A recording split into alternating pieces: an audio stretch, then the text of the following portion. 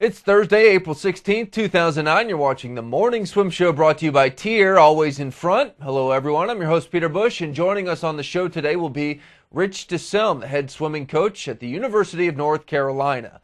But first, let's get to the news from Japan, where members of the International Olympic Committee are visiting Tokyo to consider the city's bid to host the 2016 Olympics. Thanks to the Tokyo 2016 bid committee, which provided this footage of the IOC delegates arriving in the presentation room. Presentations will run through Saturday in Tokyo, where city officials are attempting to convince the IOC that Tokyo should host the Summer Olympics for the second time. The first time was in 1964.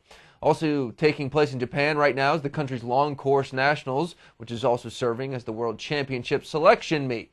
The country's biggest swimming superstar, Kazuki Kitajima, is sitting out this year, studying English in the U.S., but Japanese breaststroke still looks like it's in good hands. In the men's 200 breast, Yuto Tsunaga, posted a 2:08.77, the fastest time in the year so far. Ri Kaneto swam at 2:22.33 on the women's 200 breaststroke, breaking the national record, also posting the fastest time in the world this year. And Takuro Fuji, who was a finalist in the 100 fly in Beijing, swam a 48.73 to win the 100 freestyle.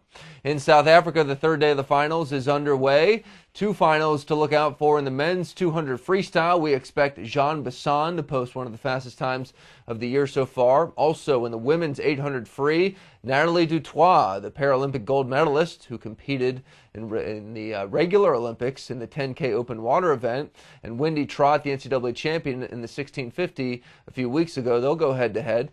And you can read about all the swims on our website, swimmingworldmagazine.com. So the meets in Japan and South Africa have brought out plenty of comments from our readers on the website, and Jeff Cummings, our associate producer, is here to tell us about some of them. Jeff?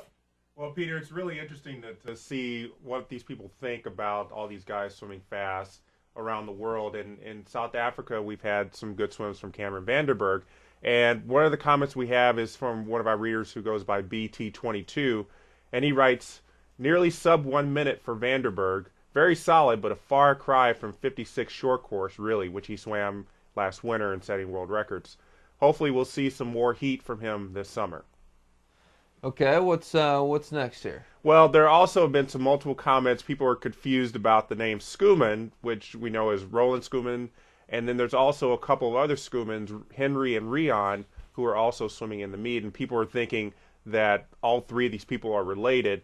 And people are thinking that, we should expect some things from Henry and Rion because they have some kind of, genetic thing going on with Schoeman. But apparently Schoeman is a very popular name in South Africa, much like Smith or Jones or Johnson, anything like that. So a lot of the readers are already saying that, yeah, definitely the Schoemans are not related. And then they're also wondering why Darian Townsend, who won the 200 free at the NCAAs a couple years ago and was doing really well in that event, he opted not to swim in the 200 free.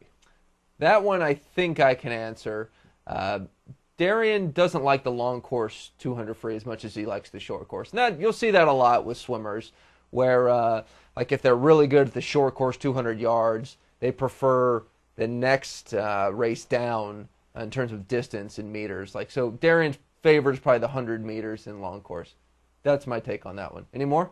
Yeah, now moving over to Japan, a lot of people were talking about the fast swims there, and one of our readers, Swim DER 94, writes, I hate to be like this, but what suits were these guys wearing? 4 Japanese guys almost no one's ever heard of under 210.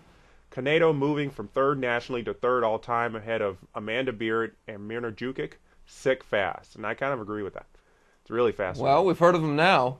Everybody's got to have a breakout meet somewhere, but you just never know these days with the suits and with, sometimes in these off years after the Olympics, the guys who, weren't headline swimmers, they pop up for that next 4-year cycle. So that's what we could be seeing right here. Jeff, thank you for the comments. My pleasure. Thanks to our viewers. Hey, we want to keep these comments coming. We want to make this a regular on the show every day to include your comments either for a guest that we're having on the show that day, one from the previous day's show, or just news that's out there you're talking about on the website. So keep those comments coming, and we'll read them right here on the show.